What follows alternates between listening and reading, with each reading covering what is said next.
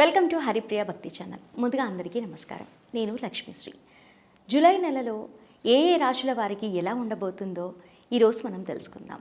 మనతో పాటు ఉన్నవారు ప్రముఖ ఆధ్యాత్మికవేత్త ముల్లపూడి సత్యనారాయణ మూర్తి గారు. వారితో మాట్లాడి ఎవరికి ఎలా ఉండబోతుందో అనే విషయం ఇప్పుడు తెలుసుకుందాం.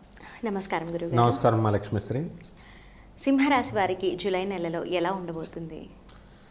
జూలై నెలలో సింహరాశి వారికి సప్తమంలో శని, ధనస్థానంలో కేతువు, ఆ తర్వాత అష్టమంలో రాహు ఉన్నాడు.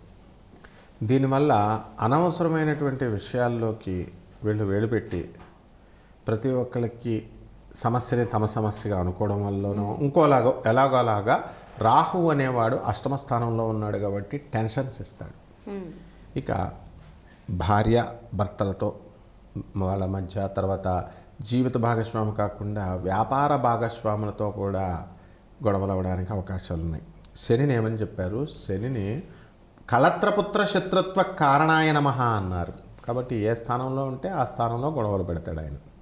సప్తమంలో ఉన్నాడు కాబట్టి వ్యాపార భాగస్వాములతో, జీవిత భాగస్వాములతో గొడవ పడడానికి అవకాశాలు ఉన్నాయి. కాబట్టి ఏ విధమైనటువంటి డిస్కషన్స్ పెట్టుకోకుండా, వితండవాదం చేసుకోకుండా, అనవసరమైనటువంటి ఇవి పెట్టుకోకుండా ఉంటే ఈ ప్రాబ్లం పోతుంది. నెక్స్ట్ ఎకనామిక్ ఫ్రంట్లో వృత్తి, వ్యాపార, ఉద్యోగ విషయాలలో వీళ్ళకి బ్రహ్మాండంగా ఉంటుంది. కాబట్టి ఈ యొక్క రాజ్య స్థానంలో ఉన్నటువంటి గురుడు వృత్తిని స్టాండర్డ్ చేస్తాడు.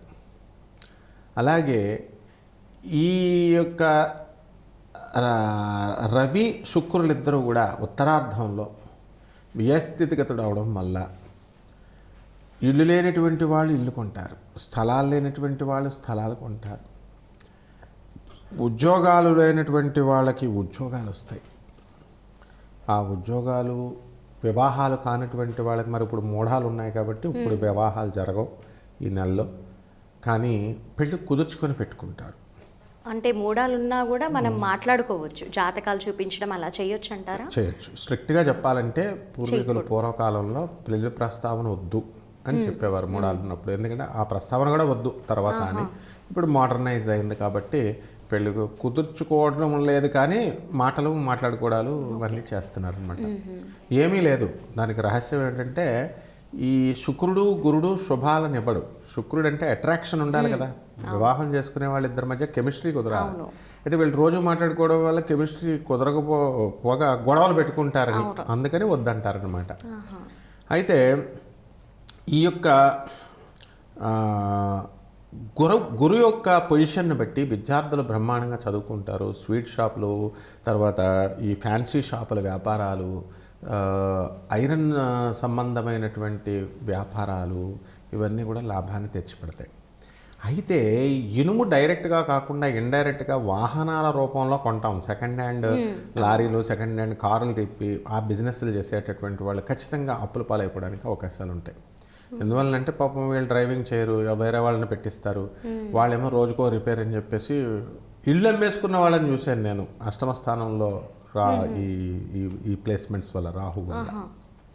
అలాగే ఈ యొక్క మానసిక ఆందోళన ఎక్కువ ఉంటుంది. వాళ్ళ ప్రాబ్లమ్స్ వల్ల వాళ్ళకి కాదనమాట, వేరే వాళ్ళ ప్రాబ్లమ్స్ వల్ల వీళ్ళకి మనశ్శాంతి అనేటటువంటిది కొంచెం తక్కువగా ఉంటుంది. ఇక రైతులు మరి పంటలు యావరేజ్గా ఉంటాయి. తర్వాత వాళ్ళు ధైర్యం చేసి వేసినా సరే వీళ్ళకి కొంచెం లాస్ అవ్వడానికి అవకాశాలు ఉన్నాయి. అప్పులు చేసి వ్యవసాయం చేయాల్సినటువంటి పరిస్థితి ఉంటుంది. అయితే ఈ యొక్క గురు ప్రభావం వలన వీళ్ళు కమిషన్ ఏజెంట్లుగా, రియల్ ఎస్టేట్ బిజినెస్లు చేస్తున్నటువంటి వాళ్ళు, ఆ తర్వాత వీళ్ళంతా కూడా లబ్ధి పొందడానికి అవకాశాలు ఉన్నాయి. తల్లిదండ్రులని చక్కగా గౌరవించడం, పెద్దల్ని గౌరవించడం, అటువంటి పరిస్థితులన్నీ కూడా ఈ జూలై నెలలో వీళ్ళు చేస్తారు. తర్వాత వీళ్ళ ఆలోచన ప్రవృత్తి ఎలా ఉంటుందంటే సౌమ్యంగా ఉంటుంది. ఇంతకుముందు వాణేసేలా వీణేసేలా అని ఉంటుందన్నమాట.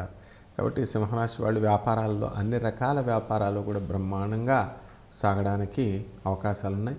రాజకీయ నాయకులు గెలవడానికి అవకాశాలు ఉన్నాయి. ఆల్రెడీ గెలిచినటువంటి వాళ్ళకి ఏవో ఒక నామినేటెడ్ పోస్టులో ఏవో ఒకటి రావడానికి అవకాశాలు ఉన్నాయి. అలాగే ఈ సినీ సంగీత సాహిత్య రంగాలలో కళాకారులు ఉన్నారు. వీళ్ళకి చక్కటి గుర్తింపు అనేటటువంటిది వస్తుందన్నమాట.